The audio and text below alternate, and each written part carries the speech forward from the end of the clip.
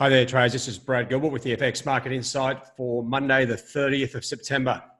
All right, now as we just start the markets for the week, we do have a couple of extra things to look at. Now, just before I get into the analysis, there is a couple of little minor gaps in the market. So now the main thing is trading conditions are sort of pretty normal, okay, for a Monday where there's thin liquidity. Okay, the European and North American sessions still on Sunday, so not huge, but there are a few minor gaps, and that comes down to the sort of core market drivers, which have, as we know, for some time have been geopolitical. The Trump impeachment, now that's something we've got to consider going forward. That could escalate very quickly, or it could diffuse. I think it's going to take some time before we know that. Of course, Brexit is a little bit all over the shop, and as we get closer, we're a day away from the last month of this whole exit. It's going to be interesting to see how that pans out. I expect sterling to be quite loose over the next month. And obviously the China-US trade issue is still a burning issue. And I would expect this to get, greater attention now that Trump has these impeachment proceedings against him. What he's done in the past, okay, he's tried to deflect his domestic issues with international events, whether it's North Korea, China, Iran, anything else that he can sort of push the attention or the focus on himself. So there's talk about considering delisting Chinese firms from US markets. I mean, that's starting to get really crazy. Has implications, global implications. So just be aware of that. As I said, that impeachment proceedings, expect this to burn away. There's a lot of people out there to try and get Trump, and we'll see how that plays out. And that recent verdict in the courts in the UK really creating a lot more uncertainty, and that's making trading sterling a hell of a difficult task. If anything, it goes from very weak to very strong in a heartbeat. Now, just on the open here, just have a look. I've just widened out the currencies. There's a few little loose moves, a little bit of a gap here in dollar yen. Same sort of thing across the board here on a number of the major pairs. So just be aware that I think the market's trying to work out from the weekend Trump festival, what does it mean? Okay, what implications does it have for the currency? So it's a little bit of a tricky one, but if you do come back into your analysis, we can start to piece together. You can see the Aussie there on its normal sort of trajectory at this stage. Same for Kiwi. Now, we do have the RBA expected to cut rates over the next, or tomorrow, I should say. So just keep an eye on that. Dollar yen, well, it's back in the range as well. And then euro, well, it's still drifting sideways, but it's probably time to redraw that support line now that we've bounced off those lows. And that takes out this trend line here. So it's just a matter of trying to work out, like on a Monday in particular, okay, where are the key levels here? Now, if I've got this low down over here, looking at the current low, now this isn't super cool because all I've drawn is the support line from the low to the next lowest point. So really it's just the lows. Whereas if we were looking at where it broke down from, then you're looking back at this line. So if I just widen that out a touch, you'll start to see that's where that trend line came into play. And that's what it's been dancing up and down. All right. If anything, the one trend line that matters to me at the moment, since it is going down, are the resistance ones. And at the moment, we've got a couple of trend lines building here.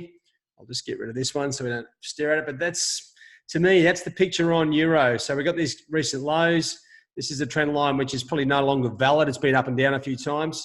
So it's a bit of a wait and see. I'll probably move that over here. So that's our picture on euro. It's to me, it's ready to go lower. We just need a bit of consistency on the US dollar. And sterling, you'll get a bit of a picture here. You can see where it's in no man's land there. And dollar CAD, well, the loonie, it's getting pulled and pushed all over the place from US data, Canadian domestic data, and then you've got these geopolitical events. But oil back at $56, to me, it's a little bit of a concern. So dollar CAD looks like it's ready to roll over, but with oil heading lower, I think dollar CAD, you'd expect it to sort of bounce from here, but it's a pretty tough call. To me, dollar yen that way. Kiwi was heading lower. It's now sort of drifting sideways. Aussie down. and now drifting into the RBA. As I said, that we are expecting a rate cut from the RBA Tuesday, tomorrow. And we've got the same sort of picture there on euro and sterling down. So that's where we are with the overall analysis. Now, if I bring you back to the MyFX Trading Hub page, you'll start to sort of piece together where you can sort of see how patchy the analysis is. Okay, we don't really have a huge amount of consistency. Of course, on the hourlies, we are starting to see, the dollar sort of going up, and that's mainly because euro is going down. But then you've got a bit of pressure on these other pairs. Now, is there any consistency across the longer term charts? Well, not really. All right, so that's the problem we've got at the moment. There's no real hugely tangible opportunities. Now, the Kiwi and the Aussie, for that matter, are the two pairs that do resemble something that's going down or in a trend. Today, we have some important numbers for the Kiwi and the Aussie. But the Kiwi, obviously, with the MBNZ business outlook numbers, these are a big number. They're historically an inconsequential number, but business outlook fell off the precipice, and that started the whole Kiwi coming lower. So just keep an eye on those numbers. And then we've got two manufacturing numbers out of China. Any continued weakness in these pairs, and should see further downside pressure in the Aussie and Kiwi. They do have a bit of bias at the moment to the downside, so that's where, to me, you've got to be focusing. Now, as we come into that European session, the German unemployment numbers, they're usually pretty consistent. But you know what? If they do show some weakness, well, then it goes in with that sort of downward move in the euro, and that's a good opportunity. The UK final GDP numbers, that's something we'd probably watch very closely in normal market conditions.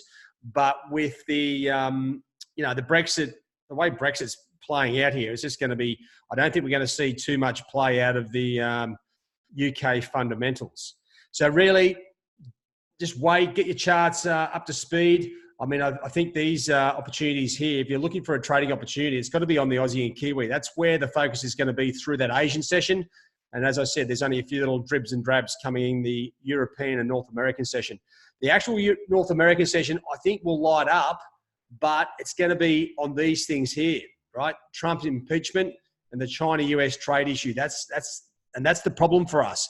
We don't know when those announcements are going to be made, what's going to come out, whether it's positive or negative, and that's what's keeping the market on the sidelines at the moment.